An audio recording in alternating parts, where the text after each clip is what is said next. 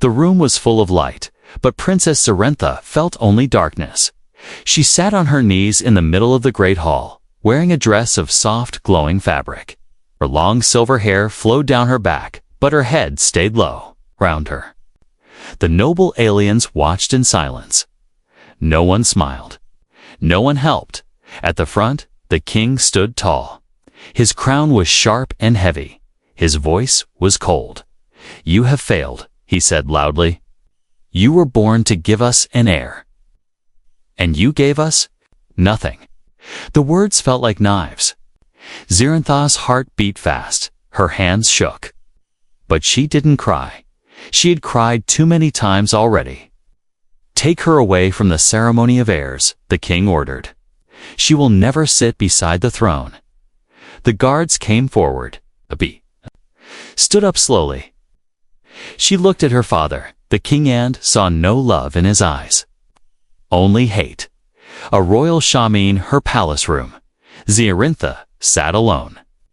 The windows showed the stars, but she felt trapped. She was a royal princess, trained in arts, languages, and strategy. But none of that mattered. In her world, a woman's worth was tied to one thing: bearing children, and Zarentha could not. Many doctors tried. Many healers failed. Some said her spirit was broken. Others said the blood inside her was cursed. No one found the truth. So, the king made his choice. She would be locked away. Not killed, but forgotten. "You will stay in the palace of silent stars," he told her. "A place for those who disappoint." The silent palace was beautiful but cold. No visitors. No voice. No hope. Until the human arrived. A strange gift. The war with humans had ended months ago. The aliens won. Many humans were killed or captured. The king had no interest in them till someone brought a new idea. "Perhaps," said the chief advisor, "a human may be of use. Give one to the princess.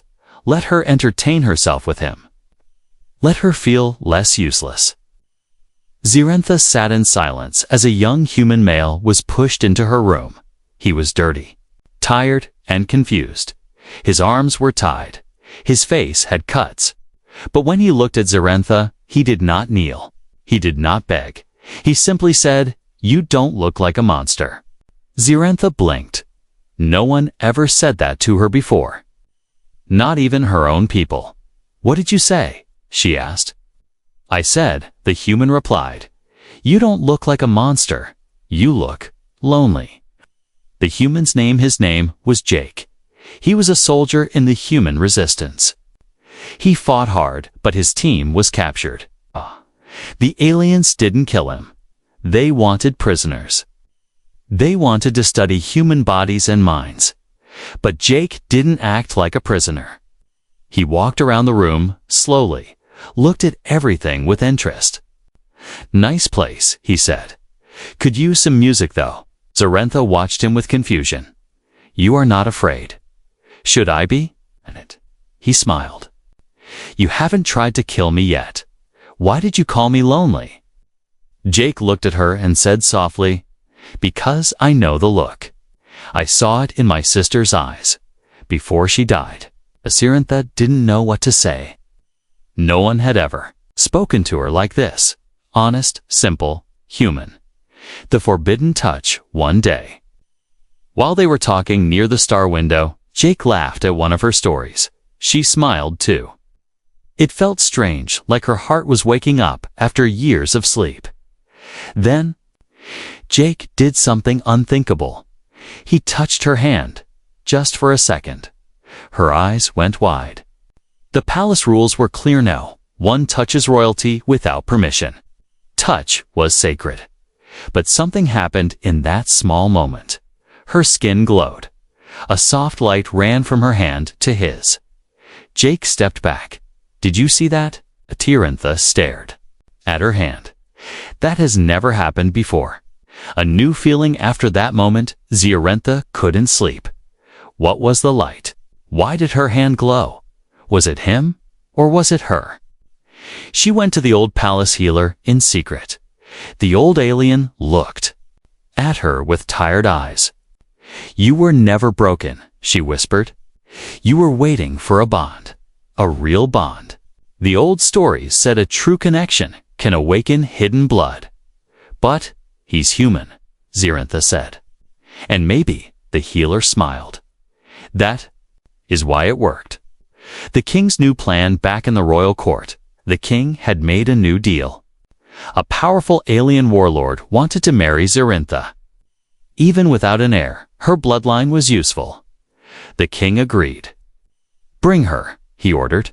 "Prepare her for the ceremony. She will marry in 5 days."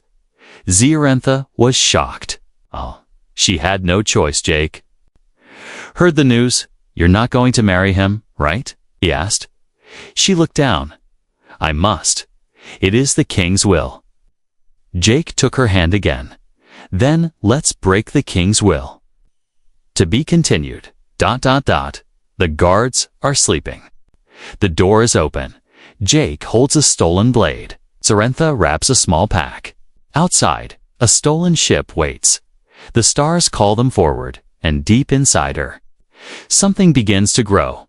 Hook starts strong, suspenseful, unique. The stars were silent. A stolen ship floated quietly in the cold, dark sky. No alarms, no lights, just 2 shadows inside. Zarentha sat in the co-pilot seat. Shaking, she had never left her world before. Behind her, Jake typed fast on the strange alien controls. He didn't understand the symbols, but he understood machines. The ship groaned. Then it moved. "We're flying," he said with a grin. "Kind of." Zarentha did not smile. She kept staring at her hand. The same hand he touched days ago. It still glowed, just a little. A soft silver light, like a heartbeat under her skin. "Jake," she whispered.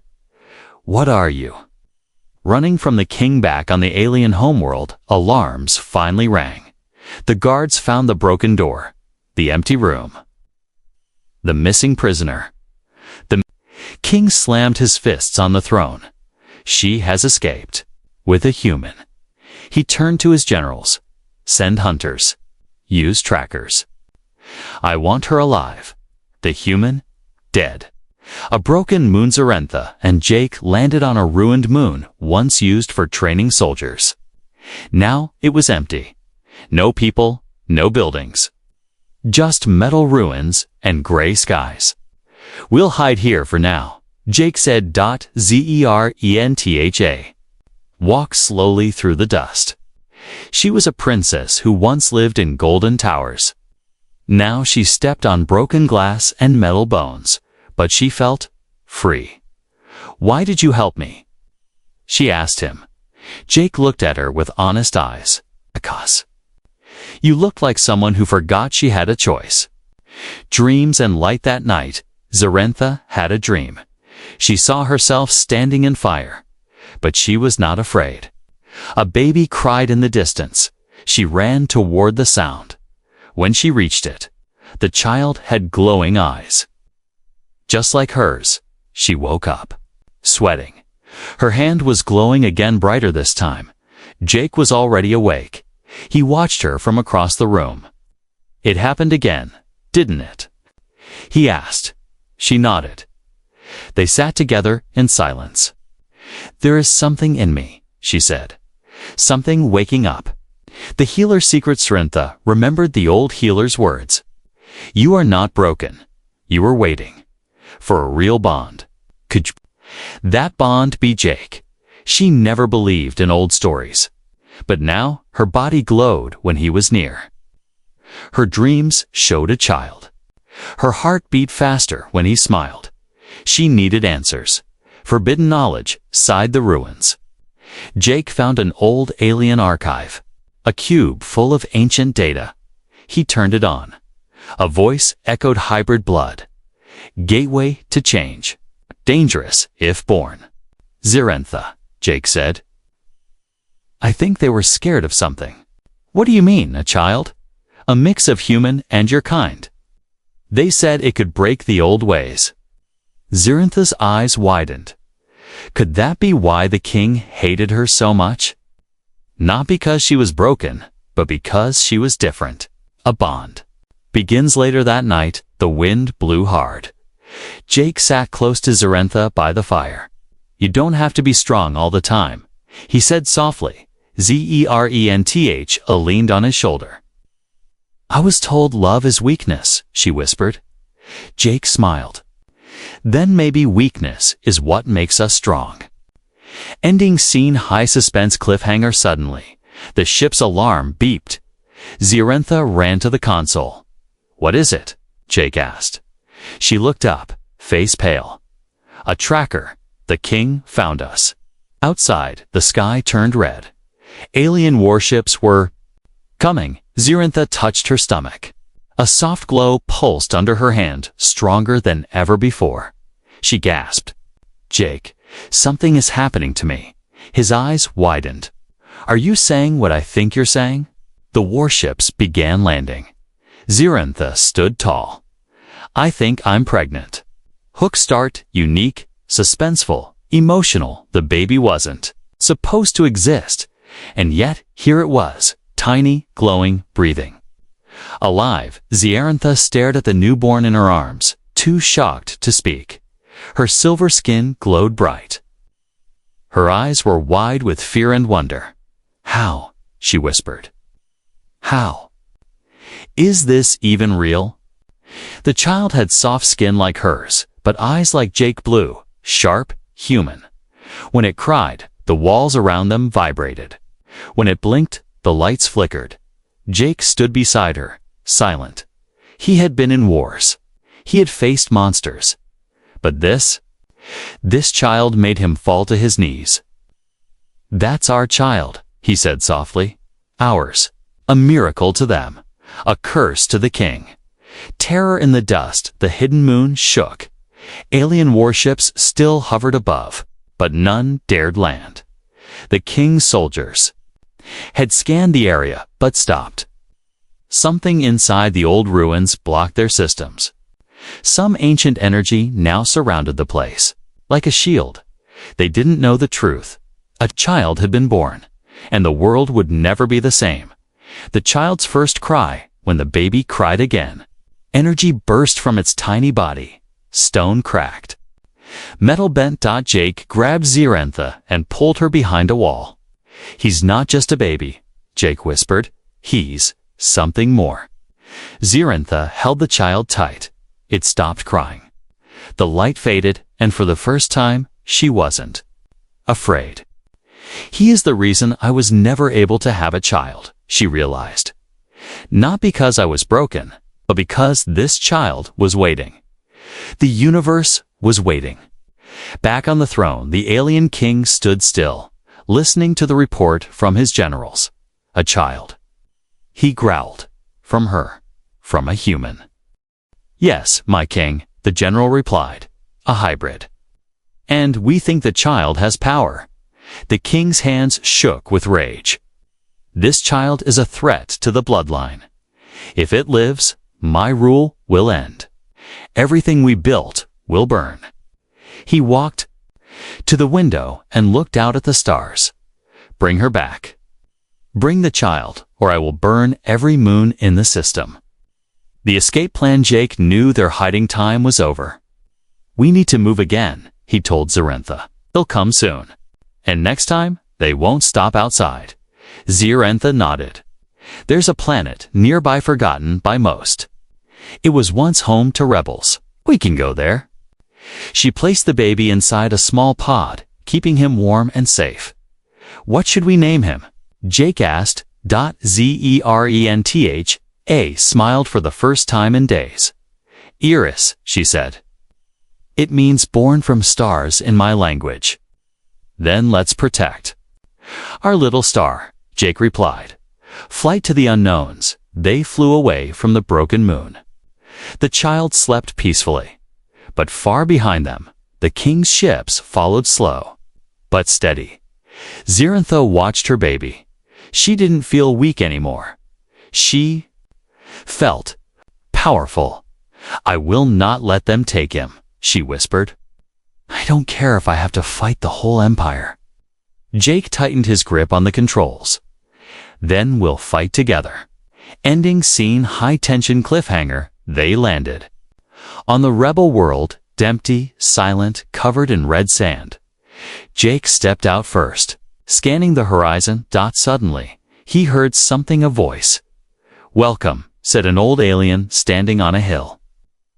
"We've been waiting for the child." Cerintha walked out, holding Ares.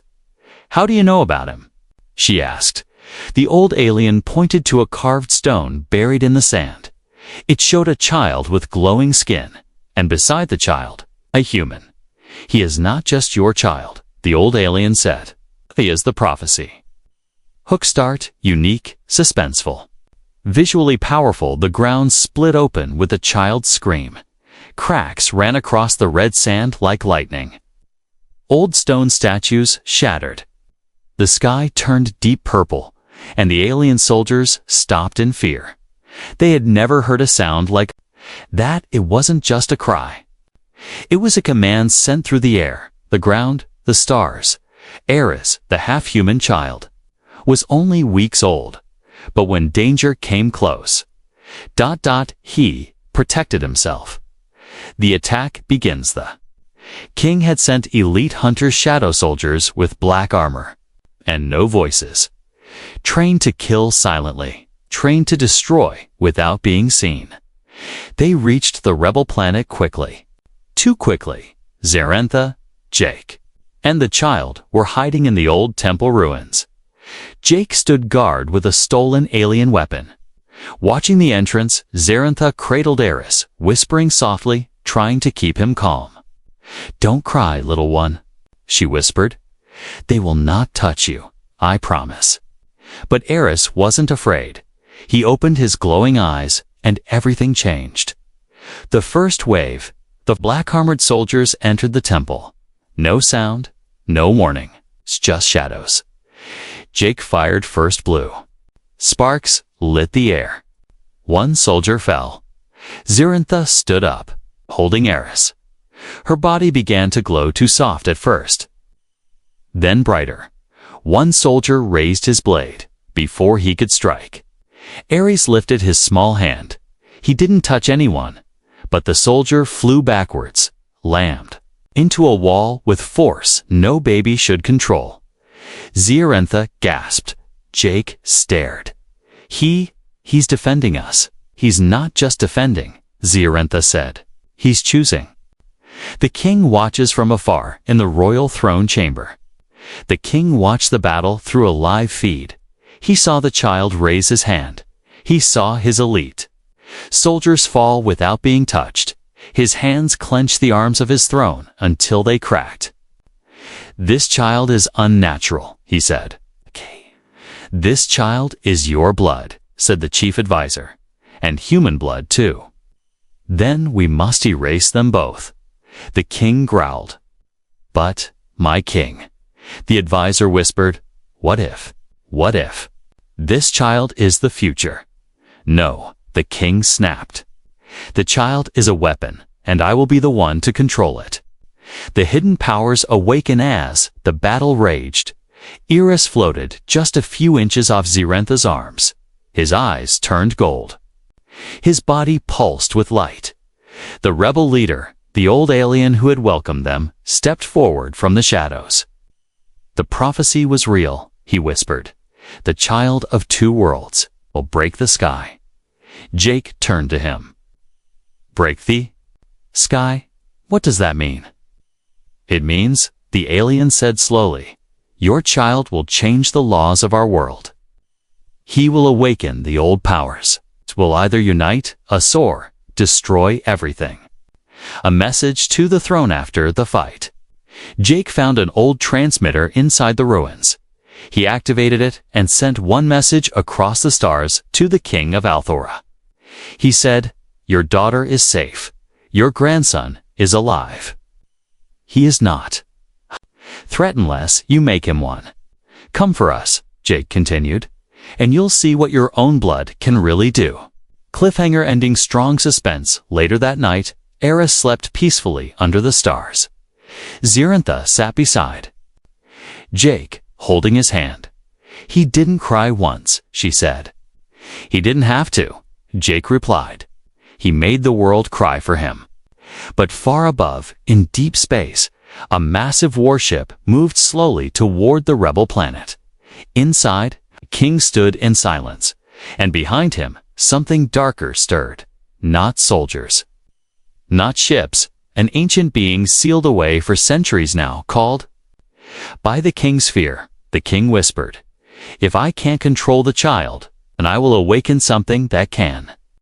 Hook start unique and cinematic, the king's throne cracked beneath him, not from war, not from battle, but from the sound of a single word, a child's word spoken across the stars.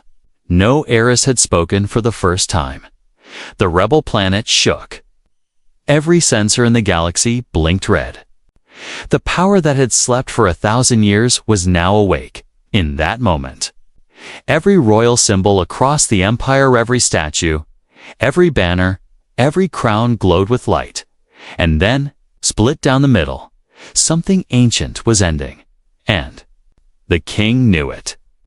"The throne is falling," whispered the advisor. "No," the king said, "not yet."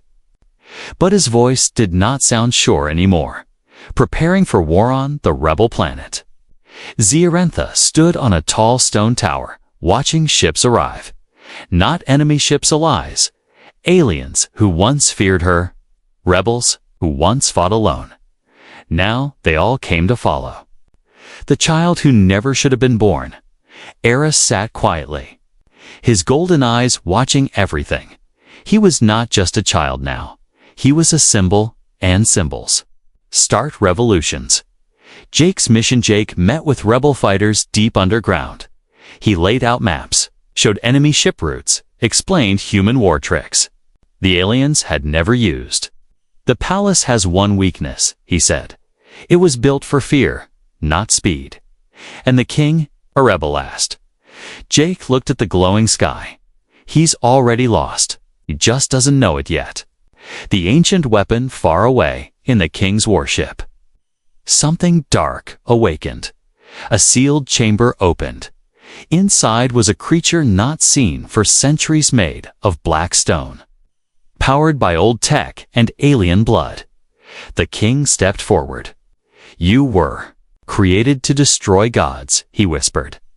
"Now I ask you to destroy my grandson." The creature opened its eyes, 2 red stars. Command accepted. The battle begins. The rebels attacked first. Their ships broke through the royal defense rings. On the planet below, fighters stormed the palace grounds. Zirantha flew high above them in a stolen battlesuit.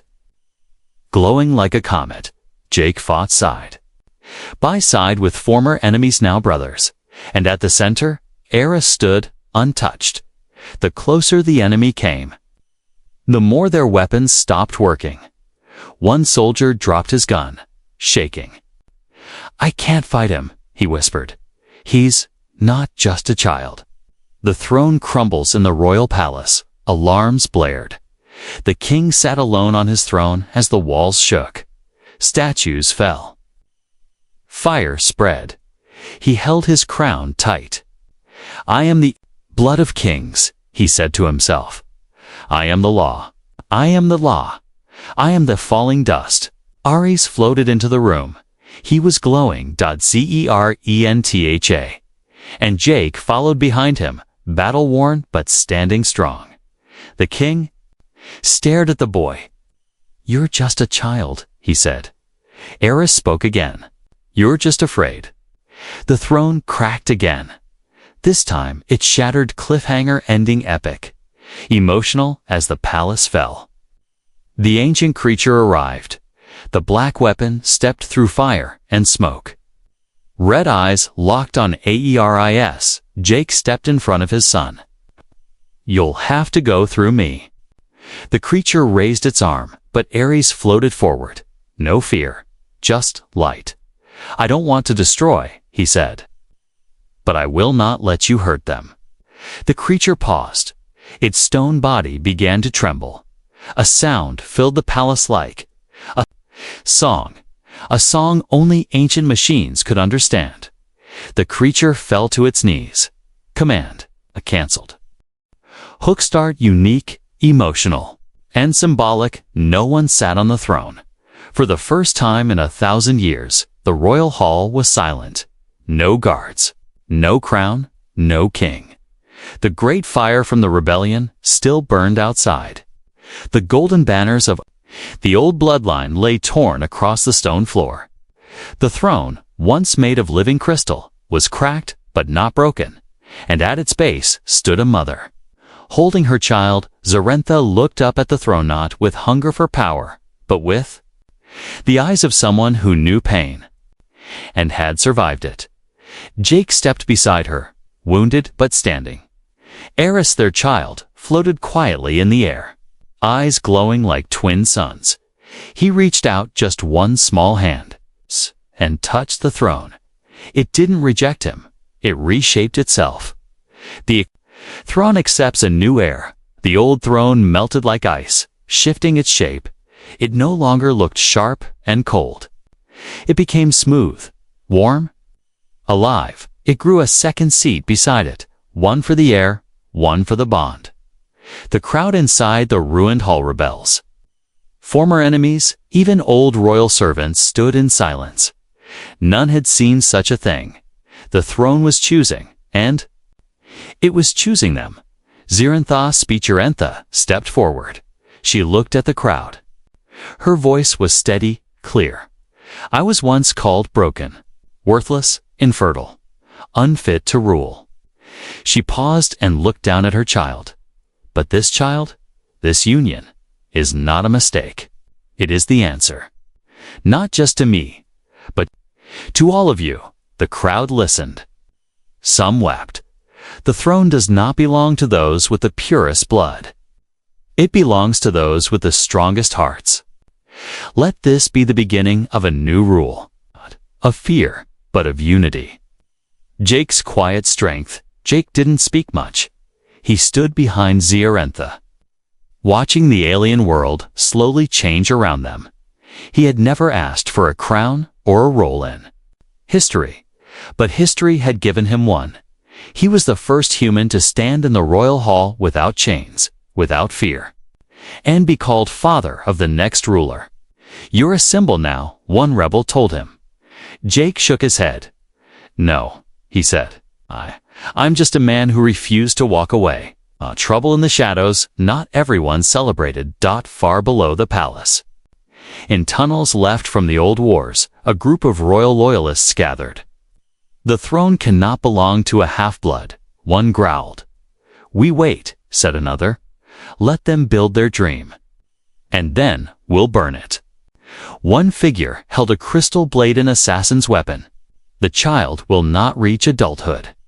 Ending scene. Hope meets suspense in the palace courtyard. Eris played quietly under the stars. Glowing flowers bloomed around him as he touched the ground. Zerentha, and Jake watched from a distance. He's changing this world, Zarentha said. And someday, Jake replied, he'll change others too. But far above them, in deep space, an old signal blinked. Not from the Empire, not from Earth, from somewhere older. And it had one message. We have detected the hybrid. Prepare to engage. Hook start unique, poetic, and cosmic. The stars had always been silent. But now they sang. Not in words, not in sound, but in color, light, and life. 1,000 ships moved across the sky, each one different. Alien wings, human steel, hybrid design. Together they formed a new fleet. At the center of the largest ship stood a boy 12 years old. Golden-eyed, glowing dot. His name was Eris. He was born from war, shaped by pain and raised by love. We are not leaving home, he said. We are building new ones. The stars heard him, and the future opened wide. 12 years later, Eris had grown. He no longer cried in his sleep. He no longer floated without meaning. He walked, spoke, commanded. He Was both human and alien, but not fully either. He was something new. On the capital world, statues of the old king had crumbled now. There were gardens where swords once stood. Zarentha walked through them every morning. Her people bowed not because they had to, but because they wanted to. Jake taught at the Unity Academy where humans and aliens learn side by side. "We don't teach war here," he said. "We teach how not to need it." The Unity Fleet Ares now led the Unity Fleet a group of explorers, builders, and peacekeepers. Their goal? Reconnect lost planets. Heal broken systems. Offer friendship instead of fear. Each ship flew the same symbol, a hand with 5 fingers human, joined with 3 long alien fingers. Together, they held a circle of stars. It was no longer a dream. It was real whispers. From the dark, but not everything was at peace, far beyond the known stars. In a region called the Black Veil, an old signal returned. It came from a species that had vanished long ago, ones who hated mixing blood. Hated hybrids. Hated unity. "The signal is clear," the tech officer said. "They know about Eris. And what do they want?" Jake asked. "To test him," the officer said. "Or end him." Father and son that night. Eris stood on the observation deck, looking out into space. Jake joined him. Older now, scarred but strong. "Are you afraid?" Jake asked. "No," Eris replied. "But I feel something coming. Then we face it. Together." Eris turned to him. "You gave me strength when I had none. You gave me choices when others gave orders. You gave me life." Jake smiled. "You gave it meaning." Final message, hopeful, powerful, human. The final scene shows Eris standing before thousands, alien and human, young and old. He speaks simply. "I was not born to rule. I was not born to fight. I was born because 2 people refused to follow old laws. I am not a weapon. I am a bridge. And if I fall, let others rise. Because the stars are big enough for all of us." The crowd roars, and from the sky, the first alien-human hybrid fleet jumps into lightspeed toward the unknown. Not to conquer, but to connect.